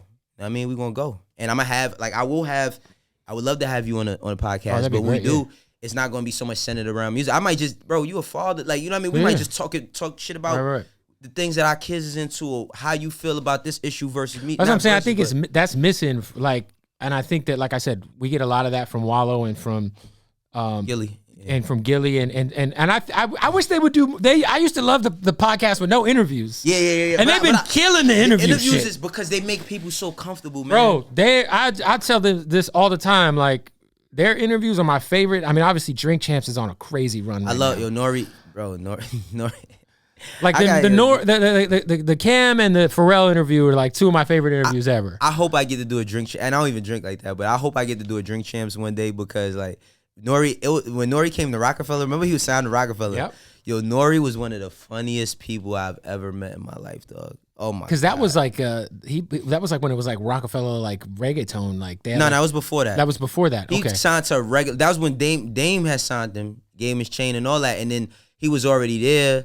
Basically, he was signed to Def Jam, and Def Jam wasn't really moving too much. So, and Roc-A-Fella, we had our distro through Def Jam, so it was just like, all right, we could take it on, and you know what I mean, do whatever with him, and put the Roc-A-Fella brand around it and all that.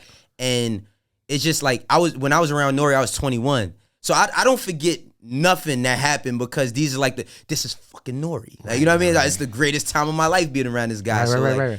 It's mad stories I got with me being around Nori that he might not remember. Nori is like the sweetest dude, but he's also like, when you think of like some of the stories he's been involved with, you're like, Nori, one of the, like, I always say him and Fat Joe are like some of the biggest goons to ever fucking be in hip hop. Yeah, Fat Joe went to kindergarten with my sister. Yeah, I've heard so many like folklore stories about Fat Joe. I used to work with his DJ Chris John, when I was on the radio in Tampa. And he used to tell me the craziest Forest Projects, bro. Fat Joe stories. How they would move was like some real the name is called Terror Squad. Like, Jesus. Like, we don't take these brands serious until they smack somebody's head off. You feel me? Yeah, man. State property. That's property of the state. Beans was calling this shit criminal records, but I'm just saying, look what you manifest when you do that. You feel me? Yeah, unfortunately. D Block. You know, D Block, Cell Block. Like, it's I get why, because it was authentic to the artist and the person, but at the same time, it's like, now we getting older, we not looking at it like that. Hey, what was the biggest time you ever kind of disagreed with something Akademiks did, where you kind of had to, like, you know, 6ix9ine. The 6ix9ine thing. Yeah, 6ix9ine. Well, did you guys have off of the record conversations about that? Yeah, we had mad conversation about it, but we had one conversation that got a little crazy. They had to take a lot of it out. I was wilding. On video? Yeah, I was wilding. Okay. But that's only the reason why is because it's like, it's certain brothers and sisters that, like, you know, they attach themselves to that brotherhood, and I know them, and we're tight, and like seeing how he was treating that whole thing, seeing how 6ix9ine was treating that whole shit, I always felt that 6ix9ine could have been like the most successful artist without doing that. But also, he was around a bunch of dudes that didn't know business. You know what I'm saying? Like, these dudes is they serious people in the street that they've been around music but never had the ball in their hand. So it's like, I felt like, yeah, he used them. They used him, but he used them. Like, it ain't one sided. It ain't like street. Yeah. And the thing about it is, bro, it ain't even about. I don't agree when it come to, like, you know, I ain't in the street right now. I don't give a fuck about who's snitching on who. Wanna know why? Because I ain't in the street. That ain't my lifestyle. But like, I've been in situations where I had to stop talking to friends I grew up with because they chose a certain life when I was trying to live a certain life. So that rubs me a certain way. I got friends that did 15-some years because somebody told on them. You know what I mean? It's not even about just that. It's about the prevention. It's about not putting yourself in a situation to do that. So I'm not going to tell no kid if he get locked up what he or she should do. That's for them to decide. What I'm going to tell you is, how about we get you more focused on things that will not put you in a position to get locked up.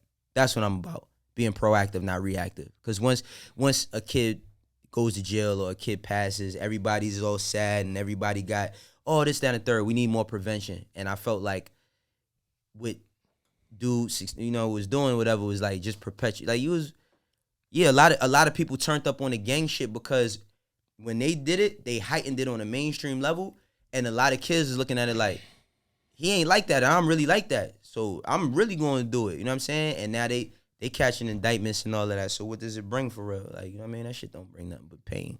Facts. That's crazy. Yeah, I always thought that, like, cause just kind of who you are and you know, even just watching the show on a regular basis, like you can kind of tell like the morals you stand on. Yeah. I just thought that there was some academic shit, and again, I got nothing but respect for Akademiks. Yeah. Outside of the Freddie Gibbs shit happened and him bringing up Fred's kids and not sit well with me because Fred's my brother. Yeah. But I respect like the career he's built up. But I just figured that there was had to be a few bro, things where you was like, bro, like what is? Well, no, let me think. It's different. I can't think of everything, bro. We did I did probably 300 something. I was on Everyday Struggle longer than Joe Budden was. You know That's facts. So I did 300 something episodes of that shit. So I can't remember everything. Bro, I'm talking Monday through Thursday every morning at 7 in the morning. A lot of that shit is a blur. And some shit you can see and some shit you won't.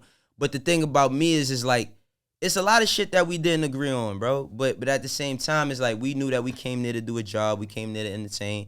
I felt like, you know, for me, I was on that show for 3 years. You know what I'm saying? I'm grateful to Complex. I'm grateful to Nadeska, because Nadeska's who got me on that show, and Act co-signed it, and that's what spearheaded my media career.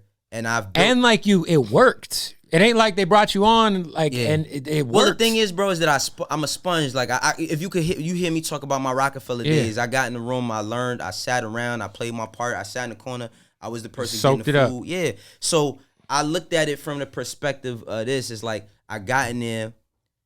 For all the shit, even with the bullshit that being Act, it's a lot of conversations that I had with Act, where Act told me how to handle business in the media space. So when I did my deals, he like, yo, make sure it's like this. Out. Make sure he told me, bro, he instilled something for me. I'm grateful for that. You know what I'm saying? And him and Meek, you know, it's like almost like the same shit you're saying with you. Was like Meek, bro, I've known Meek since he was 16. Mm-hmm. And I fuck with Act, but Meek, I got real genuine love for Meek because I knew him when he caught this show, before he caught his show. I'm kind of glad the Clubhouse thing happened because it kind of... I hate Clubhouse, bro. I haven't had Clubhouse on my phone for a while. Yeah, I haven't used it in like 5 months. That's a wrap. Yeah, it's over for me for that. But like, it's just, I love balance. I feel like we can't have all the things. I can't have the morals that I stand on and this, that, and the third and teach and educate if I don't have examples of other people, and not specifically Act, but other people that be out here shackling the fucking fool. You know what I'm saying? So I could be able to show examples like, yo, listen, I ain't gonna tell you what to do, but if you want to do it, just make sure you do it your way. Don't feel the pressure of feeling like you got to be this person or that person. What was there ever a crazy moment where you guys had interviews at Complex and things kind of got weird with the artists and Act? Yeah.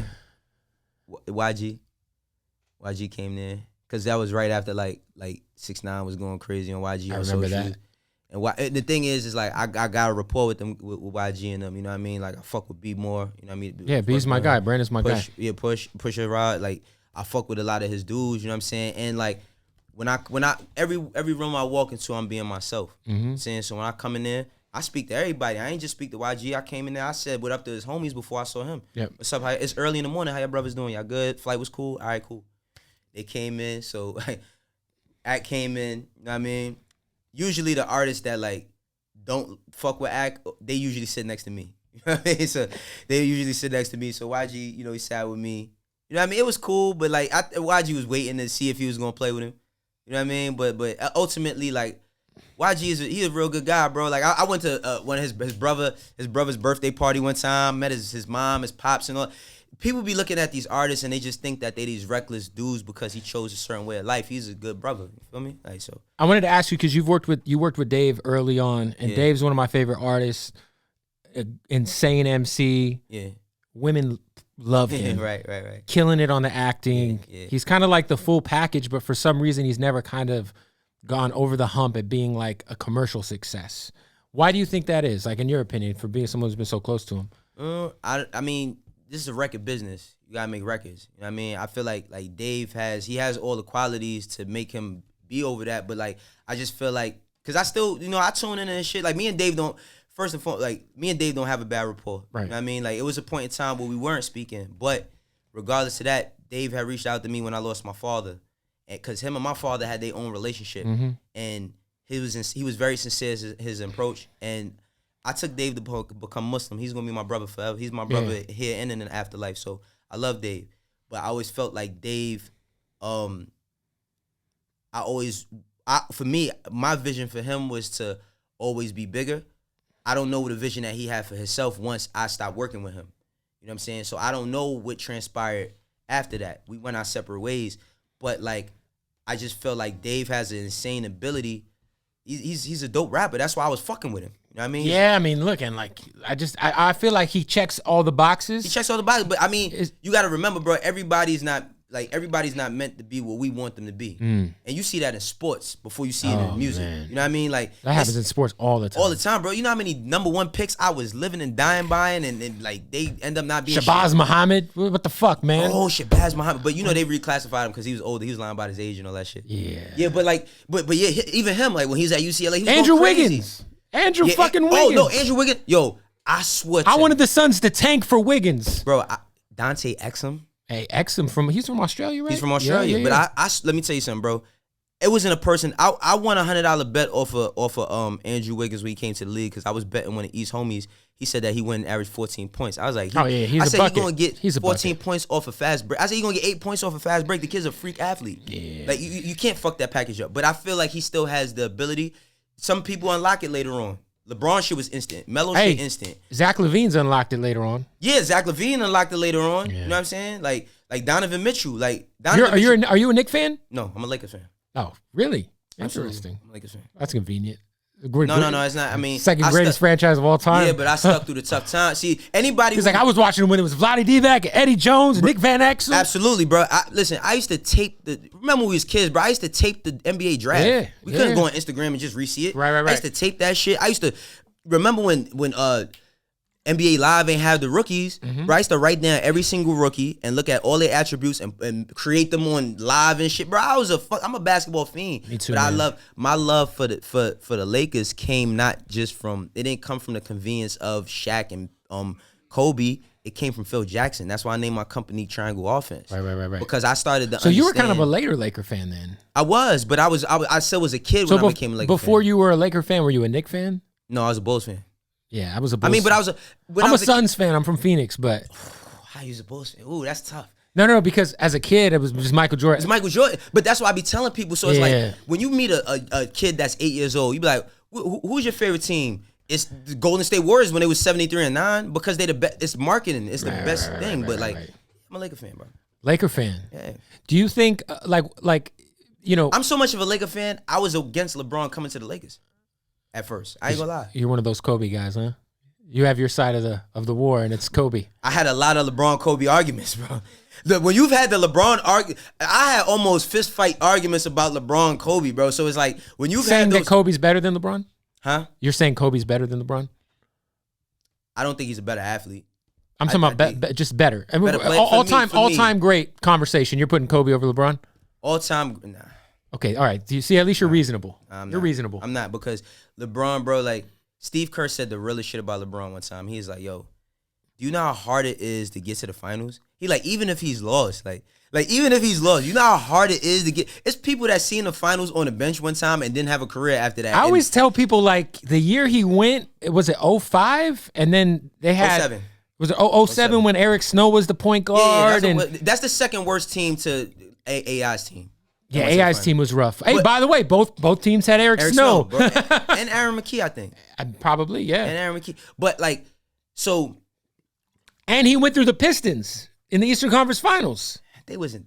Yeah, they were still the Pistons, though. Come on, we're not gonna do the Michael Jordan. They was the Pistons. He went to. No, it was the Pistons that beat the Lakers, who had Karl Malone and Gary Payton. It was, I know, but as a rookie, what was it? There's a lot of factors why that championship the way it did. The thing I will say about LeBron is LeBron has the greatest championship I've ever seen. I agree. 2016, and that was the greatest. And I could have went to that shit, bro. Really? I could have went to a game. We was on tour. Fred, you remember that? We was on tour. I've known Rich Paul since like 2002. 2003, I've known Rich Paul. Right.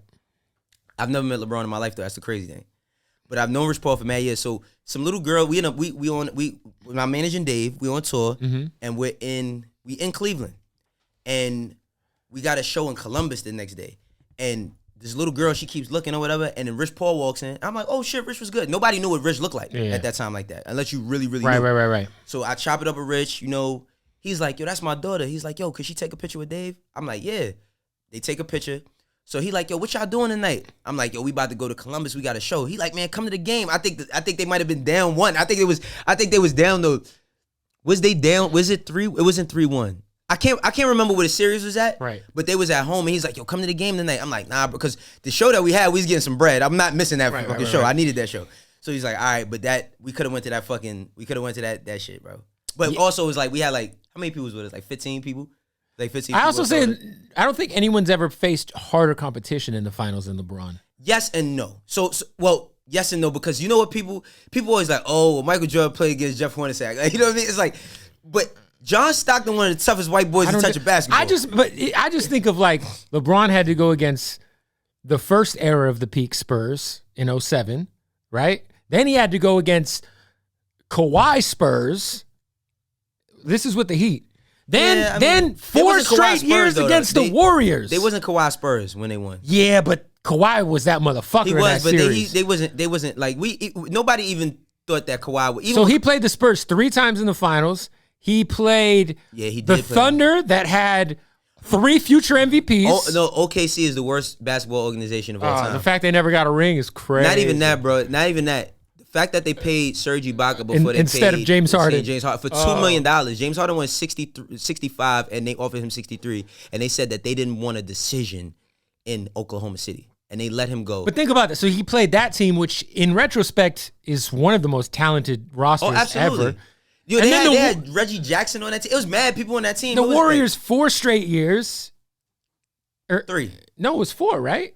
It was 4. It was 4. Yeah. KD, so 4 straight years. Because he lost, and then they won, and then they lost again twice. Mind you, the first year that he lost, Kyrie and Love weren't playing. He had Matthew Dellavedova. Talking about giving him the MVP. Anyway, losing, and Andre Iguodala fucking got the MVP because Steph was kind of whatever in that series. Yo, but look, Steph. That's one thing about Steph too. Yo, Steph doesn't have. Has never. MVP. I just had this argument with this motherfucker. Not only does he not, but listen, I love Steph Curry. Not only does he never got a Finals MVP. Not only does he have a Finals MVP. He doesn't. He has a lot of clutch shots in the season. He don't have those clutch shots in the finals. Just was yelling at this motherfucker about this. He's not the GOAT. He's not. He's changed. I hate the word GOAT. He's the most influential. I think Steph Curry's. And I'm not talking about culture. He's the greatest person to shoot a basketball ever. I don't know if anyone's ever influenced the way basketball is played like he has. Yes. Who? Michael Jordan, bro. But think about the last 8 years. The whole game has changed with the way people shoot. The analytics. Oh, no, you play ball. The way people play. Did you play ball when you was a kid? Yeah. Bro, do you remember the trouble you would get in if you shot a fucking 3? You would get your coach would be on your head, yo. Not even on a fast break, because nobody shot 3s on fast breaks. But I'm talking about. I remember one time. In general, I was playing for a team, a bad shot. And I shot a 3 from the corner. It was in the first quarter. I didn't play again the whole game. And I almost made it. I almost made the shit. He's just created he's changed basketball. He has. I think more than anyone, as far as just how it's played. How it's played? Yes, I'm going to tell you how. Because of LeBron James. And LeBron's my personal favorite player ever. Because of LeBron James being the height, he's the size of Karl Malone. He's a monster. He's the size of Karl Malone, and he runs as fast as Allen Iverson. It's crazy. So that's what I'm saying. So I feel like after LeBron is when AAU, because you know this shit is a ground up business. Yeah. Where AAU started looking at kids. Because when we were kids, if you was the tallest kid, all you was taught is stand there and do this. Right. Jump up and down, catch rebounds. You couldn't even take a shot for real, right? Facts. Now, the big man has to know how to dribble now. The big man has to know how to pass. Yep. They train the kids to know everything, and I think that's because of LeBron. That's fair. That's fair. That's because of LeBron. I always say if I ask somebody who's the greatest of all time and their answer isn't either Michael Jordan or LeBron James, then they don't know what the fuck they're talking about. Because who else? Is it Kareem maybe? Wait, hold up. And I don't give a fuck what people think about the feelings of the situation. Kevin Durant might go down as the greatest scorer. I think him or James Harden. Yeah, James Harden too. But the thing about Kevin Durant is I think the only edge he has on James is his height. Because at his height, he's another one that changed the game too. Where AAU started looking at kids like, oh, now we got to start telling these kids to, you know what I mean? Yo, it's crazy to think that we're like alive to watch both of them play at the same time. Hard, like they're going to probably go down as the 2 greatest scorers ever. But that's why Bron is like, Kobe. That's why I always equate Wayne to Kobe. Because Bron has played in. So is Bron Drake? Yeah. Okay. Absolutely. Jay's Jordan. Yeah. But Wayne is definitely Kobe because Wayne got a song. That's enough. Nobody can do a versus against Wayne, bro. It's impossible. You can't. No, don't tell. Drake could. No, bro. I was at the Drake versus Wayne tour, and I was like, damn, Drake got way more just joints. But bro, I don't know who selected his records, but Wayne has a record, and think about basketball. No, right? He's got a record in every era. Real quick. Yeah. Think about basketball. Think about Wayne's music in every basketball era. No, you're right. A hit record. He's had records in every era. In every era. I do not disagree. Every era, bro. I don't like.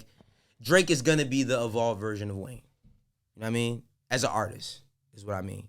Who do you think fully healthy? You think the Lakers are taking it this year? If they're fully healthy, absolutely. Fuck, KD, my man, but get out of here, B. Why dragging that Brooklyn shit? And they ain't got James Harden out indefinitely. And there's no defense. There's no defense in the NBA, period. Anymore. No, but except for on the Lakers, because they are fucking top 5 defensive team without AD and LeBron since they've been out. Yo, yeah, Frank Vogel, low key. When they hired Frank Vogel, I was like, ugh. But nah, you can't. But he was firing Indiana. But that's what I was about to say.